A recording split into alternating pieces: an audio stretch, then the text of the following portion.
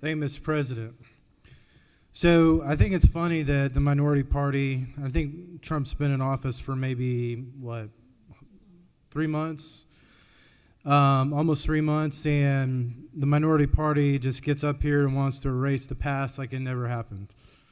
It's kind of funny. At the same time, I think the minority party also forgets that blue-collar Americans are the ones who built America.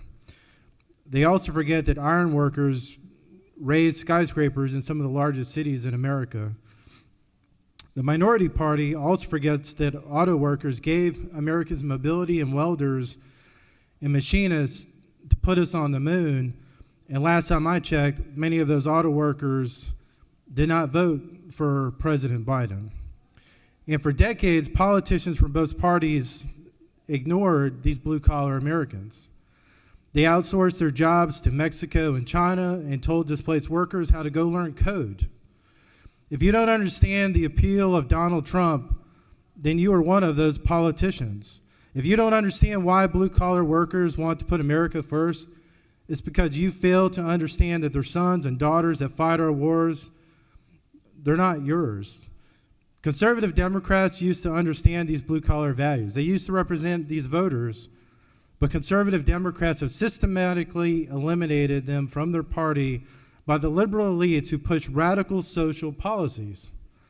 Donald Trump found these abandoned voters and gave them something to vote for.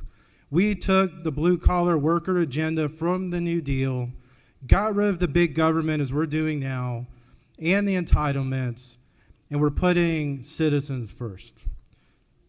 So for those that forget the accomplishments of the last 3 months because there's news anecdotes or we want to talk about forget about the failures of the last 4 years, if we want to talk about America's failing and hurting, it's hurting because they've not been heard. They've not been listened to. The federal government has shoved rules and policies down their throats without having a say.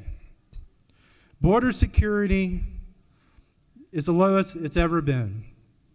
It's down 94% from February, down 96% from the all-time high of the Biden administration. In one sector, illegal border crossings are down 99% over 2023. 99% over 2023. One of the single most issues that the minority party didn't want to defend, ran from it, and now want to act like they want border security because they lost an election. The Lincoln-Riley Act, we debated that here. American manufacturing.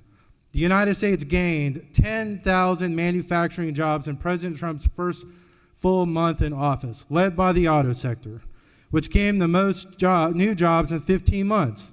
This swift turnaround after losing an average of 9,000 manufacturing jobs per month in the final month of the Biden administration.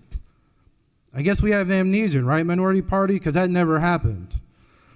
Rescuing Americans. President Trump secured the release of 6 American hostages in Venezuela, 2 Americans in Afghanistan, an American Israeli citizen in Hamas captivity, a Pennsylvania teacher in Russian captivity, an American citizen in Belarus, bringing the total number of American hostages released close to 11 and more coming home. But we never hear that talked about. And oh, by the way, the minority party's doing such a good job, we can't even find our U.S. senator when it's time to stand up for Israel and have that conversation. The Department of Treasury is sanctioning the international network of facilitating the shipments of millions of barrels of Iranian crude oil worth hundreds of millions of dollars to China. President Trump redesignated the Iran-backed Houthis as a foreign terrorist organization. Do we forget what the minority party and President Biden thought of Iran? They thought they were allies, right? Or somebody going to come up here and say that never happened? President Trump signed an executive order to reinstate with back pay U.S. service members who were discharged under the military's Biden-era COVID-19 vaccine mandate. President Trump has done more for military veterans than some of us have seen in our lifetime, including my father who served in Vietnam, was stationed in Korea, than some of the presidents going back to the 60s and 70s or even the 50s based on our circumstances around the world. And last time I checked, I'm sure there were a lot more veterans that went to Trump rallies than Biden rallies. Cutting the bureaucratic red tape, I think it speaks, just as my colleagues have talked about, we were cutting the government just as your president did, President Clinton did back in the 90s, but we're going to do better. The United States Army saw its highest recruitment numbers in 15 years. Since the election, the U.S. Navy is on track for its highest recruitment numbers in 2 decades. The United States Air Force saw its highest recruitment numbers in 15 years in December, January, February, while the number of recruits in delayed entry program is the most it's seen in nearly 10 years. Law enforcement, the Justice Department dismissed the Biden-era lawsuits against police and fire departments over the use of standard aptitude tests, fitness tests, credit checks in their hiring processes. In the disaster response, President Trump revitalized the effort by FEMA to rebuild areas of western North Carolina that were ravaged by Hurricane Helene. President Trump overrode the environmental red tape limiting water available in California following the state's water failure system during this year's devastating wildfires.